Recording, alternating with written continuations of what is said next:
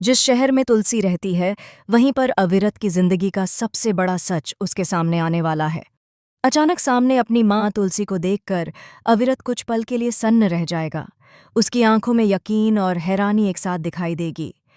इतने सालों से जिस चेहरे को वह सिर्फ यादों और तस्वीरों में ढूंढता रहा, आज वही चेहरा उसके सामने होगा। उसके कदम खुद ब खुद रुक जाएंगे, सांसें थम सी जाएंगी और दिल इतनी तेज धड़कने लगेगा कि उसे खुद पर काबू पाना मुश्किल हो जाएगा। अगले ही पल उसकी आंखों में खुशी के आंसू छलक आएंगे, क्योंकि इतने दिनों से वह अपनी माँ को ढूंढ रहा था।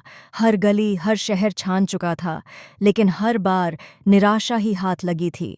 अब आखिरकार अपनी माँ को सामने देखकर वह खुद को रोक नहीं पाएगा और दौड़कर तुलसी को गले लगा लेगा। ये पल दोनों के लिए बेहद इमोशनल होने वाला है। तुलसी भी अपने बेटे को बाहों में भरकर रो पड़ेगी, मानो बरसों का दर्द एक ही पल में बाहर आ गया हो। दूसरी तरफ इस पूरे दृश्य को दूर से नोएना छुप छुप कर देख रही होगी। उसकी नजरें बार बार तुलसी और रतिक पर टिक जाएंगी। वह साफ देख पाएगी कि रतिक किस तरह तुलसी से बात कर रहा है। उसकी आवाज में अपनापन और आंखों में वही पुराना भरोसा झलक रहा है, जो कभी सिर्फ नोएना के लिए हुआ करता था। यह सब देखकर नोएना के दिल में अजीब सी घबराहट शुरू हो जाएगी।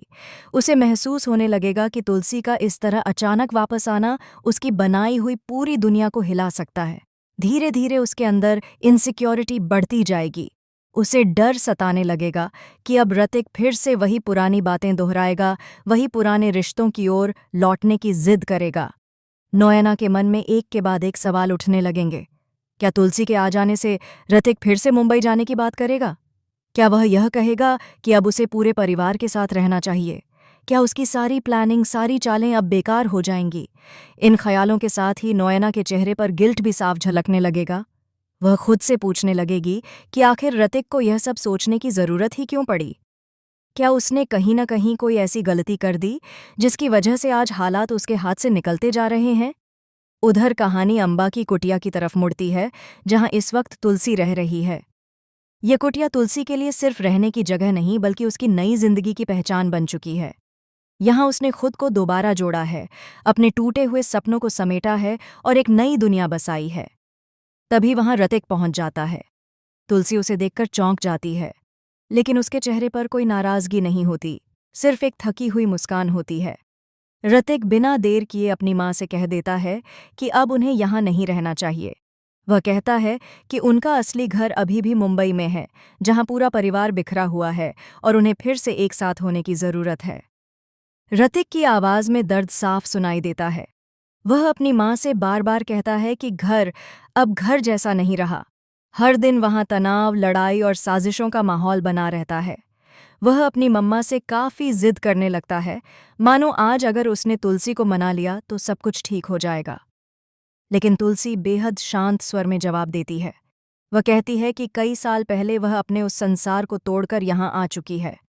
उस घर से उसने सिर्फ दीवारें ही नहीं छोड़ी थीं, बल्कि अपने कई सपने और उम्मीदें भी वहीं दफना दी थीं। यहाँ आकर उसने खुद को दोबारा खड़ा किया है, एक नया संसार बनाया है, जहाँ उसे किसी से डर नहीं लगता और न ही किसी के सवालों का जवाब देना पड़ता है। अब वह इस संसार को छोड़कर कहीं नहीं जा सकती। तुलसी की बातें सुनकर रतिक फिर से भावुक हो जाता है। उसकी आंखों में गुस्सा नहीं, बल्कि बेबसी नजर आती है। वह आगे बढ़कर अपनी माँ को गले लगा लेता है और टूटे हुए स्वर में कहता है कि आपकी वजह से ही वह घर आज भी घर जैसा नहीं रहा।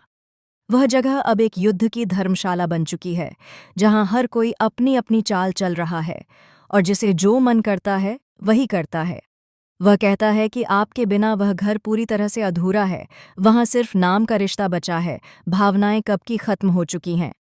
इसी बीच कहानी में एक चौंकाने वाला मोड़ आता है। तुलसी अचानक रतिक से कुछ ऐसा कह देती है जो उसकी सोच को पूरी तरह बदल कर रख देता है। वह बताती है कि उसने घर से सिर्फ हालात की वजह से दूरी नहीं बनाई थी, बल्कि इसलिए भी क्योंकि उसे एक ऐसा सच पता चल गया था जो अगर उस वक्त सामने आ जाता तो पूरा परिवार टूट जाता। तुलसी यह भी इशारा करती है कि नोएना के बारे में जो सच सब जानते हैं वह पूरा सच नहीं है। यह सुनते ही ऋतिक के पैरों तले जमीन खिसक जाती है। वह बार बार तुलसी से पूछने लगता है कि आखिर वह कौन सा सच है जिसे वह इतने सालों से छुपाती आ रही है।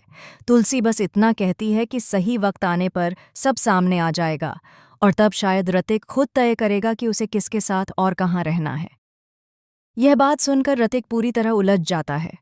उधर दूर खड़ी नोएना ये सब देख रही होती है और उसके चेहरे का रंग उड़ जाता है। उसे समझ आ जाता है कि तुलसी का लौटना सिर्फ एक मुलाकात नहीं, बल्कि एक ऐसा तूफान है जो उसकी बनाई हुई पूरी दुनिया को उजाड़ सकता है। आने वाले एपिसोड में यही सच रिश्तों की असली परीक्षा लेने वाला है, जहां हर किरदार का असली चेहरा धीरे धीरे सामने आएगा।